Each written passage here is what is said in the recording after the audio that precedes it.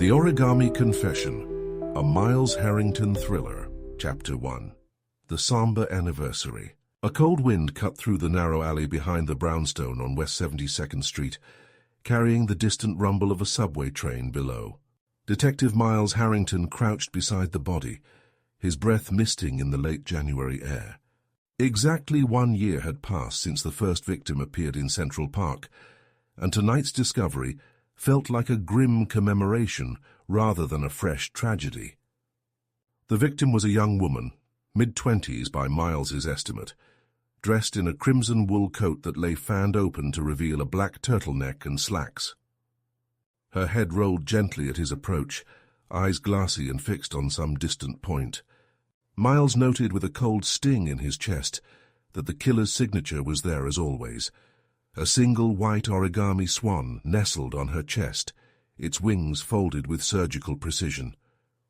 He rose slowly, glancing up at Officer Carla Jimenez, who stood nearby with a flashlight in one hand and a notebook in the other. The beam trembled as she shivered. "Same pattern," she said softly, voice barely above the scrape of her boots on wet pavement. "No sign of struggle, no prints other than hers on the swan." Miles nodded, pulled on latex gloves and reached toward the swan. It seemed impossibly delicate against the harshness of death. He flipped it over. On its underside, in tiny letters that could have been stamped or meticulously written, was today's date, January 17th, 1994. Exactly 1 year to the day since the first swan-bearing murder. He straightened, cold fury burning through him. "She's the 6th, he muttered. "No, 7th. Because months ago, an 8th had bobbed up in the East River, swan aloft. No one counted bodies faster than Miles. This case had become his personal vendetta. He closed his eyes. The pain tugged at him. A memory of his father at the dinner table years ago, when they'd been at odds over Miles's dangerous career. Now, after therapy sessions and awkward brunches, they'd reached a fragile peace. His father trusted him again, giving Miles strength to face nights like this. But that peace was far from here in this alley, among these dying breaths. The medics arrived with their stretcher, moving the body under a grey tarpaulin. Miles stepped back into the street, tugging off his gloves into a paper bag. He let the city swallow him, neon signs flickering, cabs honking, a woman's laughter drifting from a cafe 2 blocks away. Life pulsed relentlessly on the surface, while below it, a killer carved his path through the city's innocence. Carla approached, voice low. "We got a witness. Homeless guy in the doorway over there." She nodded to a stoop. A frail man in ragged clothes hunched over a shopping bag. "He says he saw someone wearing a clown mask, standing over her. Didn't say anything." A clown mask. The detail made Miles's skin prickle. The killer's costume choices had varied, sometimes a simple hood, once a white masquerade mask. Always anonymity, always a performative flourish just before the final cut. Tonight, a clown a twisted joke at the world's expense. He flicked on his portable radio. "Harrington here, I want every precinct on alert. This one's fresh. Get me everything on unsolved swan cases, dates, times, locations, and canvass the neighborhood. Anyone who saw a clown mask around midnight, January 17th. He jogged to his car, mind already sorting decades of notes. As he slid into the driver's seat, he caught his own reflection in the rearview mirror, dark circles under steely eyes, jaw clenched. He thought of his father's last text, "Be careful tonight. I believe in you." That simple faith steadied him more than any coffee. He set the ignition, headlights cutting through the sleet, and eased onto Broadway. Chapter 2, The Gathering Storm. In the precinct's cramped bullpen, Miles spread a map of Manhattan across his desk. Tiny pins marked each murder: Central Park, Hell's Kitchen, the East River, the Upper East Side. 7 in all. A trail of loss threading through the city's seams. Detective Joanne "Joe" Russo slid a stack of file folders onto his desk. Here are the witness statements on the mask sightings, minimal detail but recurring patterns. She tapped the map. All between midnight and 2 a.m., all on Tuesdays. Miles raised an eyebrow. Tuesdays? Except one, Joe said, flipping through pages. That one was a Wednesday in Brooklyn. She frowned. It could be a slip, or the killers toying with us. He tapped 2 pins, both near Hudson Yards. What about the swan origami? Same paper, same folds? Joe nodded. We had a forensic paper analysis on the first 3. They're all from the same brand, Crane's Ivory Stationery, 32 LB Bond. And the folds are identical. In fact, the creases sit at precisely 30-degree angles. Miles tapped his pen against his lips. That means the killer's methodical, not improvising. He's practiced, almost ritualized. He looked up. I want to know where that paper comes from. Crane's is sold in high-end stationery shops. Someone stocking up. Joe leaned over the files. We got a lead. A clerk at Gotham Writing Supplies sold a pad matching that description, purchased in October, but the buyer used cash, didn't sign a credit card slip, gave no name. Security cameras were down that week. You sure? Miles asked. That clerk? Positive. Joe's voice held a note of frustration. It's almost too neat. He buys the paper, disappears, strikes exactly 3 months later. And it's not like paper's unique to Crane's. Miles closed his eyes. The killer's cadence. First murder, January 17th, 1993. Second, April 15th. Third, July 12th. 4th, October 18th. 5th, January 17th again. 6th, April 14th. 7th, July 13th. It was as though he circled the calendar in a seasonal dance. And now, January 17th, 1994. The cycle had repeated. A sudden warning light on Miles's desk phone blinked. Call from the morgue. He grabbed it. Harrington. Detective, came Dr. Ravi Menon's voice. I have the 6th victim's tox report. Unusual cocktail. Small doses of atropine and a tranquilizer, enough to slow her heart, but not kill. She was alive when the killer placed the swan. Miles ran a hand through his hair. So the swan is the coup de grace? Precisely. Menon's tone was clinical, but also symbolic. This is not just murder, this is performance art. The monkey wrench is, her fingernails have microscopic fiber fragments. They don't match any known fabrics in her clothing. Fabric fragments. Miles's heart pounded. He grabbed a pen. Send me the spectrum analysis. I'll forward to Crime Lab for fiber matches. He hung up. Joe watched him. We've got enough patterns to close in. Tuesdays, quarterly, Crane's Ivory, tranquilizer cocktail, fiber trace. What's left? He tapped the map again. Motive, why swans, why the calendar? We still don't know what drives him. She folded her arms. Maybe it's not about us, maybe it's about him. Miles exhaled slowly. He thought of a line his therapist once used, obsession masks fear.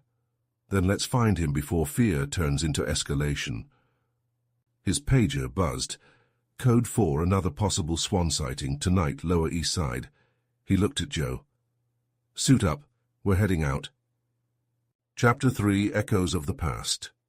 The battered Dodge Charger roared down Delancey Street, its siren muted to avoid alarming the neighborhood before they arrived. Miles sat rigid, eyes scanning storefronts for the telltale flash of police tape or a throng of curious onlookers. They arrived at a tenement doorway, where a young man in a hoodie knelt beside a body covered by a yellow sheet. Miles and Joe ducked under the tape and approached. This victim was different, male, early 30s, business suit, briefcase beside him. A swan lay atop the briefcase, wings splayed as if mid-flight. Miles crouched. Tranquilizer in his system? He asked Joe, who checked her notebook. Yes, atropine and the same benzodiazepine. She met his gaze. 5th tranquilizer victim. He tilted his head, frowning. He's the only male. Joe nodded. And his briefcase is open. Papers scattered, financial statements, stock certificates. Maybe our killer graduated from victim type to victim class. Miles carefully lifted the swan. Beneath it was a ticket stub, dates a small downtown jazz club, and scrawled on the stub in red ink, tomorrow at midnight. His pulse spiked. This is a message, he murmured. He's targeting someone else, someone we haven't found yet. Suddenly a voice behind them. Detective Harrington? Miles turned to see Marta Delgado, sister of the first victim. She had the same pallor, the same haunted eyes. I had to come, she said, voice trembling. I saw the news. I thought maybe you needed help. He politely guided her back. Marta, thank you, but we have it handled. His tone was gentle but firm. He sympathized. He'd visited her house months ago, watched her tear through old photos of her sister. As the coroner's team moved the body, Miles slipped away to his car. He dialed the precinct's lab line. This is Harrington. I have a request. Fiber match for the male victim's coat, and cross-reference Crane stationery purchases near Dates Jazz Club. Urgent. He hung up and stared at the club's stub. Dates was known for its late-night crowds and dim lighting, a perfect place to abduct someone. But why a jazz club? That detail felt personal. The streetlights winked on as dusk deepened into night. Miles climbed back into the Charger and began driving uptown. He thought of his father, probably watching some PBS documentary at home. He owed it to his dad to come back alive. The Charger hummed past graffiti-scrawled walls, past bodegas closing for the night. In his mind, Miles replayed every clue. The tranquilizer dosage suggested medical knowledge. The swan origami betrayed someone with patience and pride in craftsmanship. The calendar timetable pointed to a compulsive schedule. And now, an explicit invitation to tomorrow's midnight performance. By the time he reached home, his apartment was dark and empty. He flipped on the table lamp, glare bouncing off the stained glass swan he'd collected years ago, a gift from his first mentor. He sat at the kitchen table, draft coffee cooling beside him, and pin-punched the map with a new bright flag. Dates Jazz Club. He pulled out a notepad and began sketching a timeline. Each murder, each season, each swan. At the bottom he wrote in bold, "Stop him, January 18th, midnight, dates." His phone buzzed with a message from Joe. Got fiber match, foreign textile, possibly South American. Details soon. Miles's heart thudded. The chase was on, and this time he would not let the killer slip into the night. He slipped into his coat, snagged his badge and gun, and headed for the door. Outside, New York pulsed with indifferent life. Somewhere among its millions, the killer was preparing his next act, and Miles Harrington would be waiting. Chapter 4, Midnight Manifest. The neon sign over Dates Jazz Club buzzed like a wounded insect as Detective Miles Harrington settled onto the fire escape 2 floors above the alley entrance. A January wind slashed at his leather coat, rattling the vinyl awning below. He tapped his radio. "Unit 3, eyes on the rear door. Joe, you're on the front," he clicked off. Inside, the swell of a tenor saxophonist drifted through the frosted windows. A dozen late-night patrons huddled over whiskey glasses, nodding to the rhythm in wool caps and turtlenecks. Miles peered through binoculars.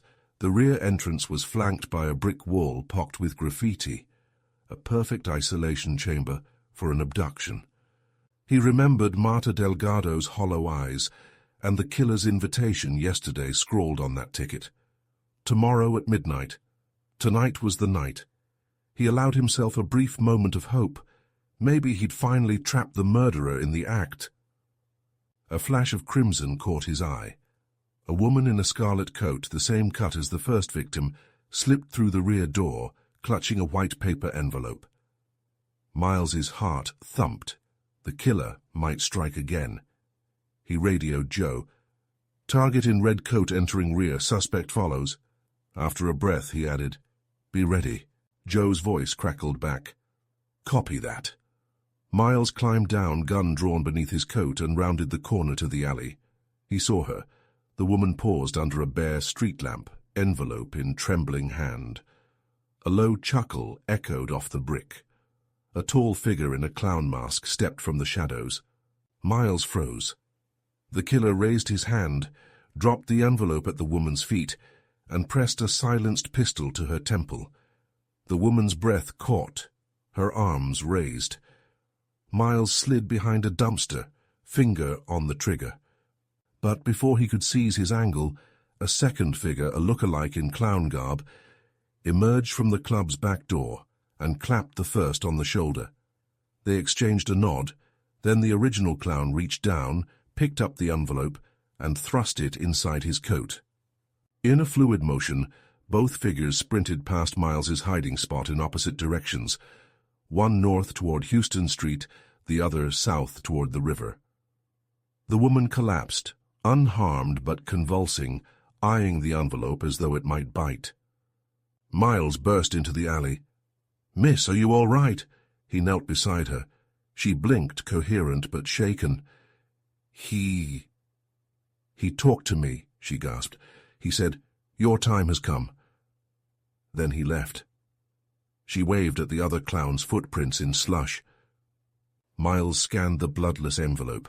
He pried it open with gloved fingers. Inside lay a single origami swan, identical to the others, its folds sharp, its ivory paper gleaming under the lamp. Tucked beneath was a scrap of black cloth, coarse and fibrous. He radioed Joe. "2 suspects in clown masks. Both got away. Victims unharmed, but I got a swan and new evidence. Cloth fragment." He bagged the swan and cloth. The woman whimpered as paramedics arrived. Later, Miles returned to the rooftop perch. He spread the cloth on his notebook, under the weak glow of a rooftop hatch light. It looked like alpaca wool, maybe imported, judging by the nap and weave. He tapped the fibers with a pencil.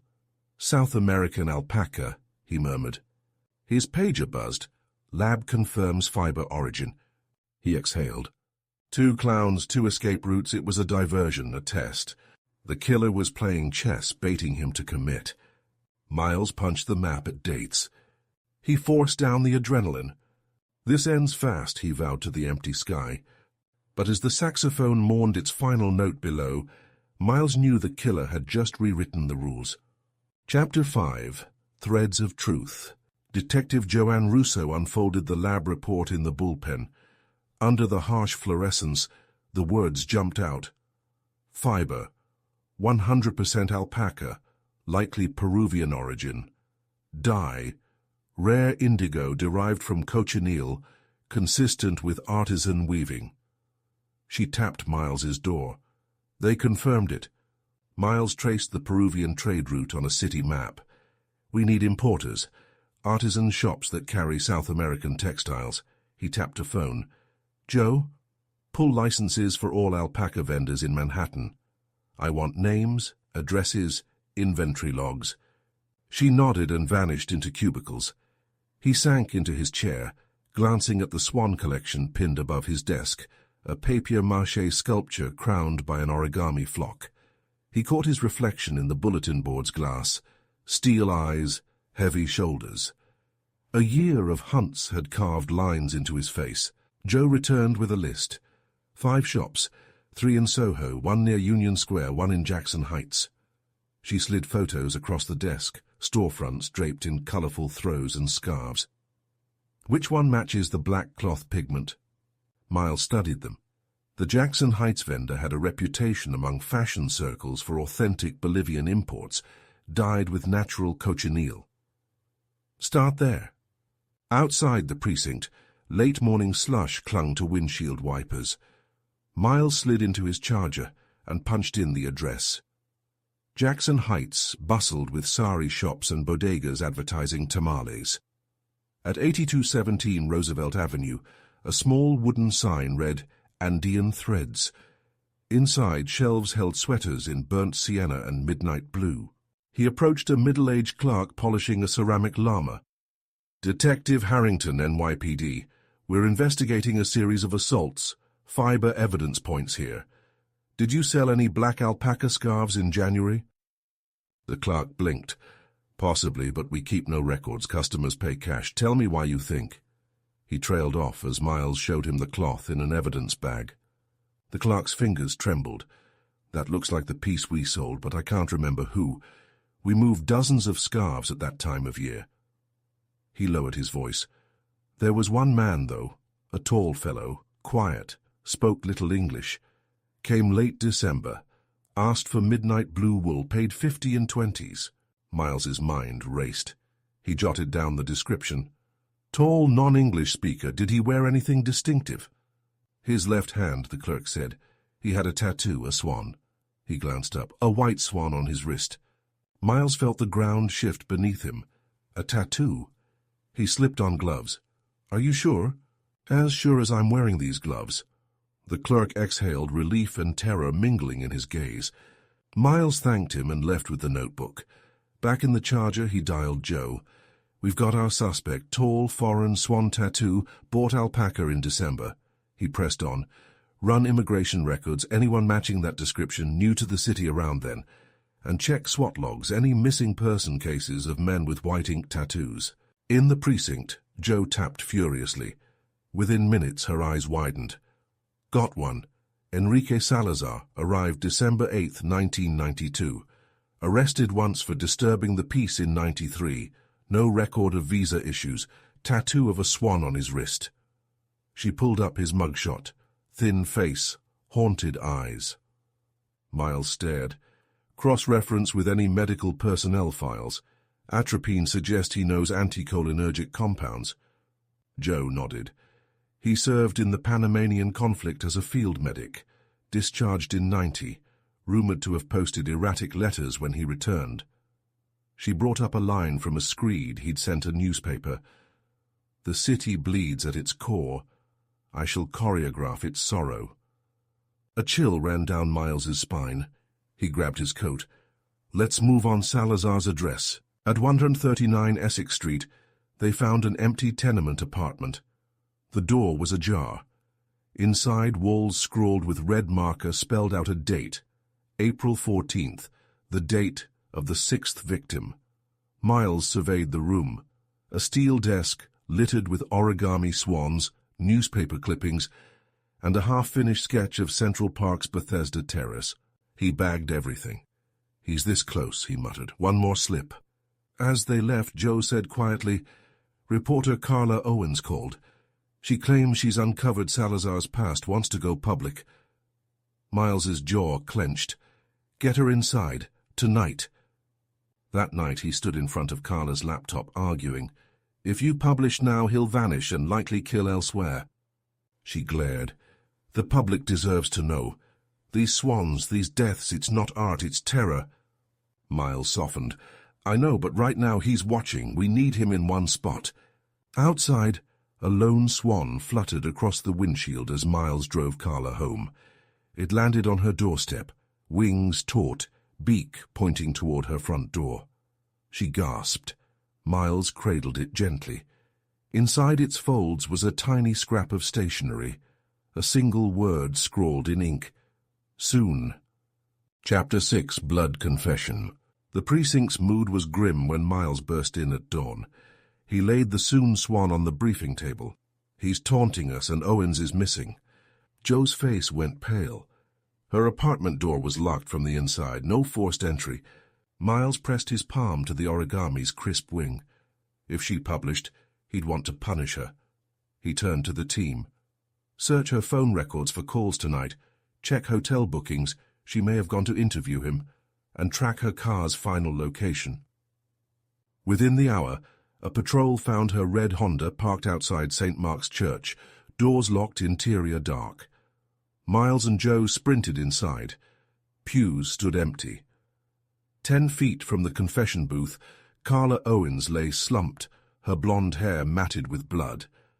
One white swan lay on her chest, another perched on the booth screen as if listening. Miles knelt, checking her pulse. Barely alive, shallow breaths and drifting consciousness. He cradled her wrist. Carla, hang in there, he whispered, pressing his hand over hers. Paramedics arrived.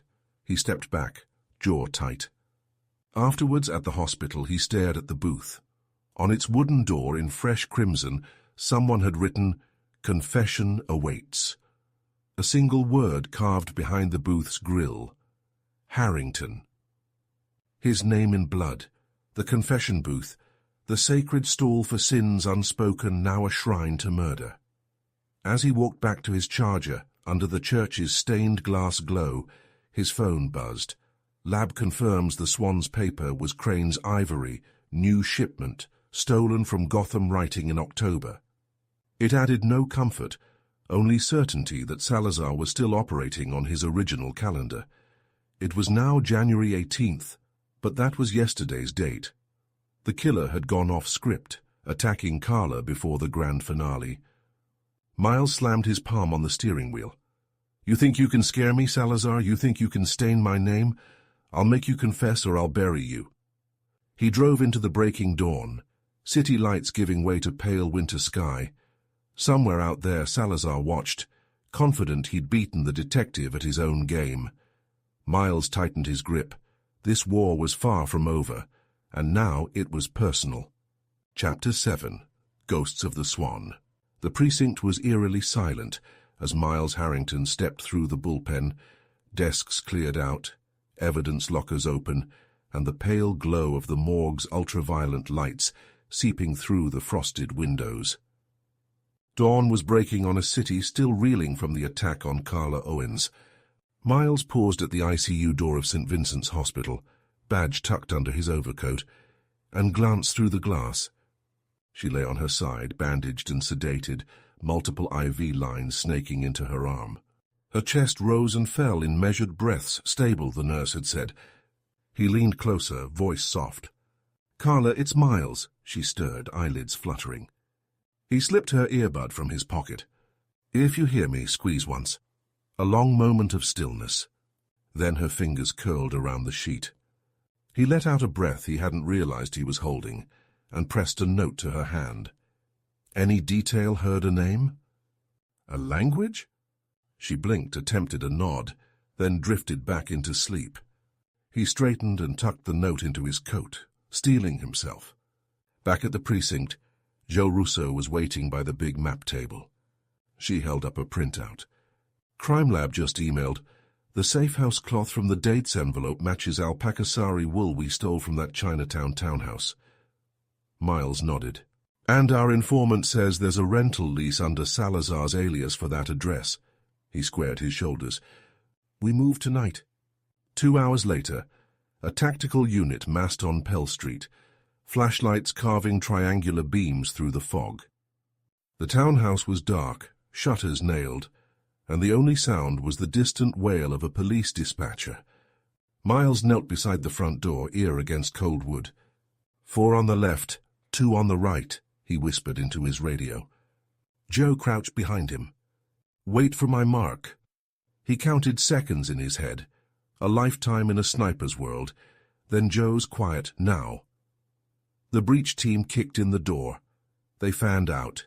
Flashbangs silenced by towels, boots stomping on floorboards, voices calling, "NYPD, search warrant." Upstairs, Miles and Joe climbed the narrow staircase. On the landing, dozens of origami swans were tacked to the wallpaper, each folded from Crane's ivory stationery. Miles flipped one over.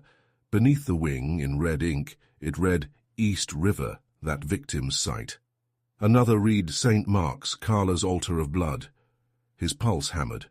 Joe snapped photos for evidence. They pushed into the back room. A single bare bulb swayed overhead, illuminating a makeshift altar. A steel desk covered in war journals, torn maps of Manhattan, and a half-finished sketch of Bethesda Terrace.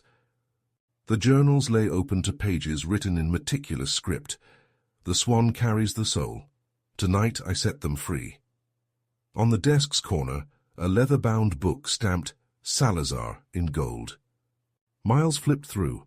Entries from 1989 describing his time as a field medic, trying to rescue soldiers under fire. He'd drawn tiny swans beside each date of death. Joe's voice was a low whisper. "Look at this map." She pointed to a wall chart where red pushpins marked each murder location, Central Park, Hell's Kitchen, Lexington Avenue, and a final pin at the decommissioned City Hall subway station.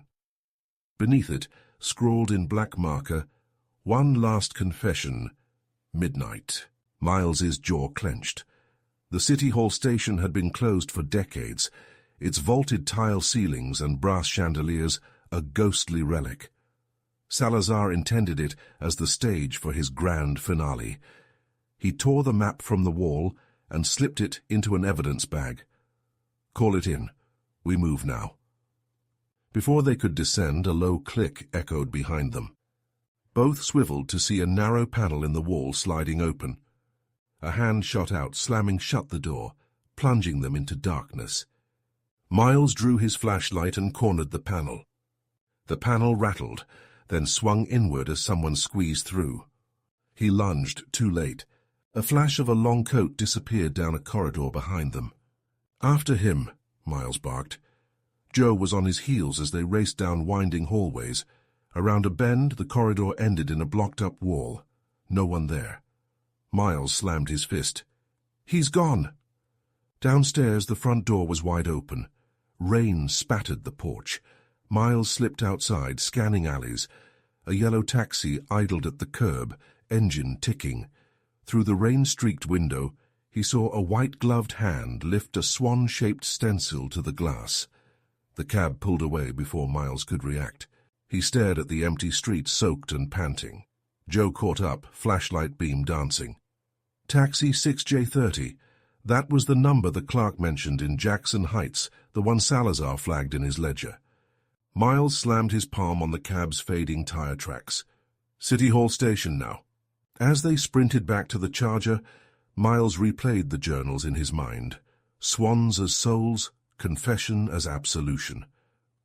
Salazar was bound for sacred ground.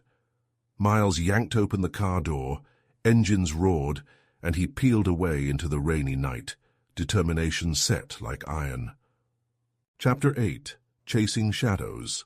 The abandoned City Hall station lay beneath the Brooklyn Bridge walkway, its grand arches hidden behind a reinforced chain-link gate. Miles and Joe arrived under police escort, flashlights bobbing like will-o'-the-wisps in a tunnel of steel and tile. They ducked under the NYPD active crime scene tape, breath visible in the cold, musty air. Somewhere below, Salazar was preparing his final confession. Miles's footsteps echoed as he led the way past crumbling plaster cherubs and brass chandeliers draped in cobwebs. The entry vestibule opened onto the vaulted platform, once the pride of the subway, now a mausoleum to New York's forgotten souls. Pools of water reflected the ornate ceiling, broken only by the beam of Joe's torch. They advanced slowly, guns drawn, shields up.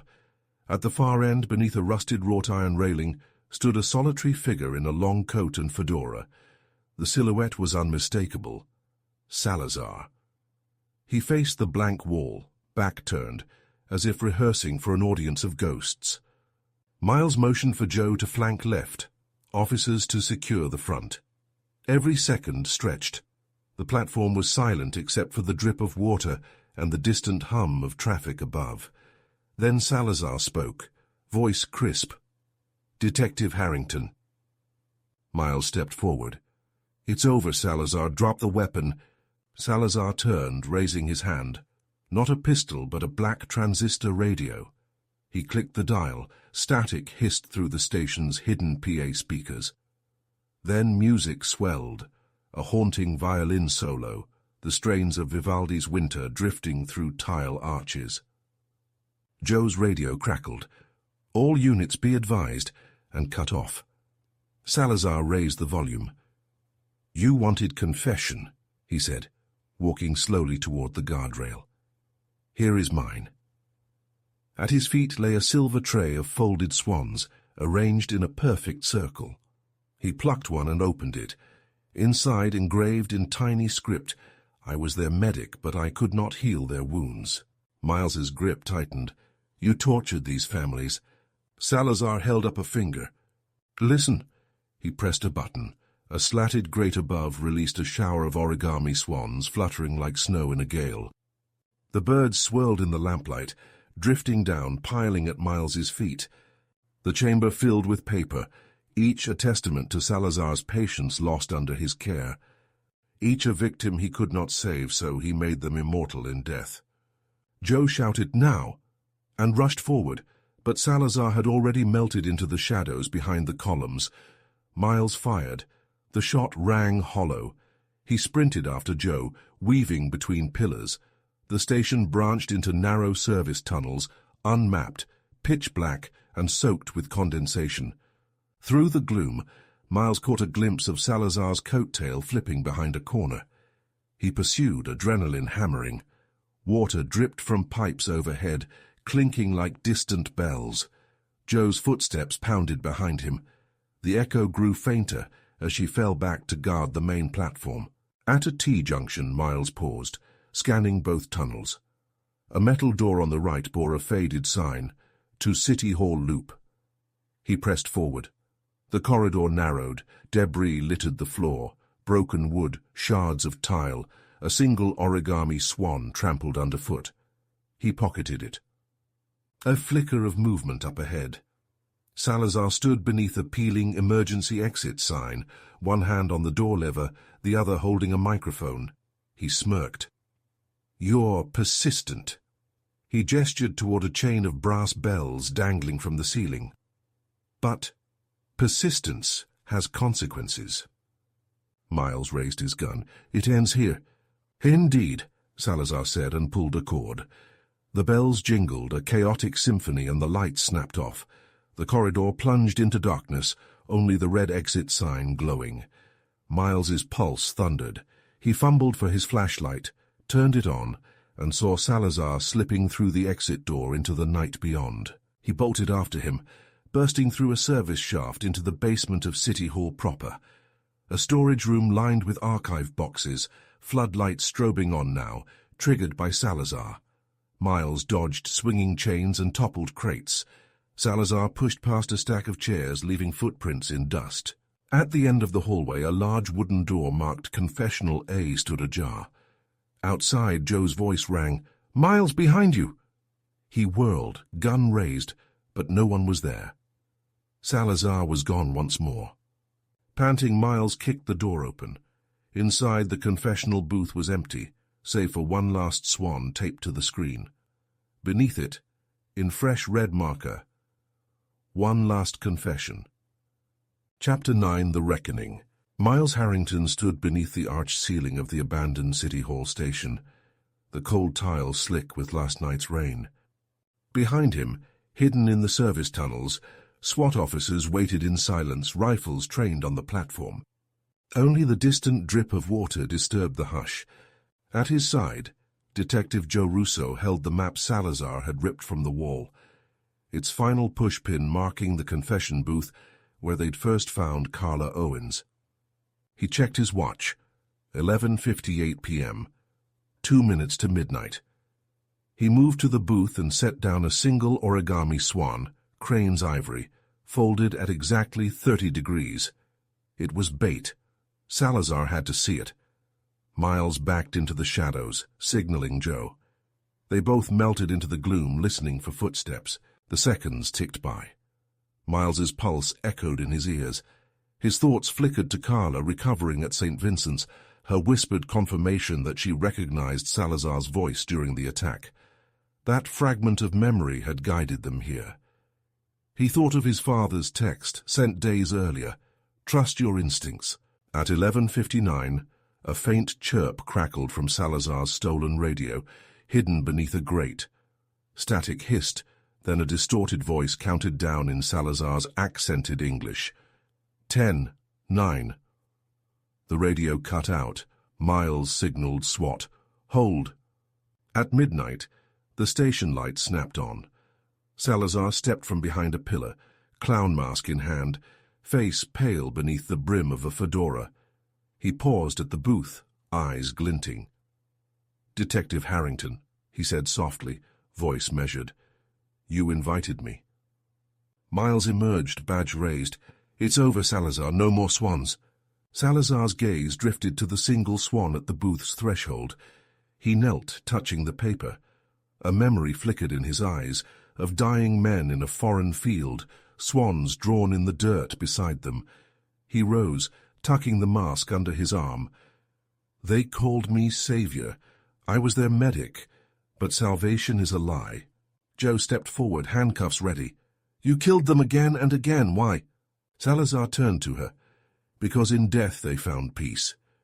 He spread his arms as if inviting applause. "I am their confessor." Miles advanced. "We won't let you do it again." He moved to cuff him. Salazar shrugged out of his coat and hurled it across the platform. Inside, more origami swans spilled onto the floor. The pile grew, pages swirling like snow. "Nick!" Miles barked. SWAT officers poured onto the platform, surrounding Salazar. He dropped the mask, raising his hands. His face was gaunt, eyes haunted but calm. The lead officer snapped the cuffs on his wrists. As they guided Salazar toward the stairs, he paused and glanced at Miles. "My final confession." He reached into his coat pocket and drew one last swan, a different ivory, thinner, almost translucent. He handed it to Miles. "Read it." Miles unfolded the paper. In delicate script it read, "Forgive me, detective, only you can judge a soul." He met Salazar's gaze. The killer managed a sad nod. Upstairs, under flashing blue lights, Salazar was bundled into a squad car. Miles watched as the doors closed. The confession booth behind him was silent now, empty of ghosts and paper. He folded the translucent swan and placed it in his breast pocket. Outside, the January wind hit him like a fist. He let it carry away the clatter of radios and distant sirens. The reckoning was done. Chapter 10. The Swan's Silence. 3 days later, the interrogation room at Midtown Precinct felt oppressively warm. Salazar sat across from Miles, wrists still bruised from the handcuffs, eyes red-rimmed but lucid. A single lamp cast a halo above his shaved head. Miles leaned forward. "Enrique Salazar, you have the right to remain silent." He paused, then set the swan on the table. "I want to hear it from you. Why the calendar? Why the swans?" Salazar's lips curved into a bitter smile. "You already know, detective. I charted their deaths like seasons, January to April to July to October, and in each cycle I left a swan so their families would remember them. Sorrow, orchestrated, immortalized." Joe stood behind Miles, arms crossed. Salazar glanced at her. "You lost a sister, didn't you?" he said quietly, surprising Joe. She stiffened but said nothing. Salazar continued. "I read your files, Marta Delgado's pain, your need for closure. I gave you a case to chase. I gave the city art." Miles's jaw tightened. "This isn't art, it's murder." Salazar's gaze drifted upward. "Art asks questions. Does ending a life erase suffering or reveal it? My patients died on distant battlefields, crying for mercy I could not give. Here, I offered mercy." Miles swallowed, troubled by the confession. "You played God." Salazar nodded. "And you judged me. You brought me in. Now I stand ready for your verdict." He exhaled slowly. "Detective Harrington, will you kill me? Or will you trust yourself to let justice decide?" Miles rose, stretching the knot in his shoulders. He retrieved the translucent swan from the table. "Your verdict rests with the courts." He placed the swan into an evidence envelope. "We'll let them judge your soul." Outside the precinct, snow had begun to fall. Miles stared up at the dark sky as flakes drifted onto his hat. His phone buzzed. A message from his father. "Proud of you." He closed his eyes and let the cold settle. That afternoon he walked through Central Park, past the gated circle where they'd laid the first victim's bouquet. He knelt before the memorial plaque and gently placed the final swan he'd carried in his coat. He pressed it beside the inscription, "In memory of lives lost and lives saved." A jogger passed by, not noticing the paper bird, and Miles rose. He tucked his hands into his coat pockets, feeling the smooth edge of the silk scarf his father had given him years ago. The city's pulse thrummed around him, indifferent, relentless, alive. As he walked away, Miles glanced back once. The swan lay pristine in the snow, wings spread, an emblem of silence. The case was closed, but its echoes would linger, like the whisper of paper on tile, like a confession carried on the wind. And Miles Harrington would carry those echoes with him, ever vigilant for the next broken soul in need of justice. End of chapter and end of story. Please like and subscribe to support our channel, and to listen to more murder mysteries and investigative stories.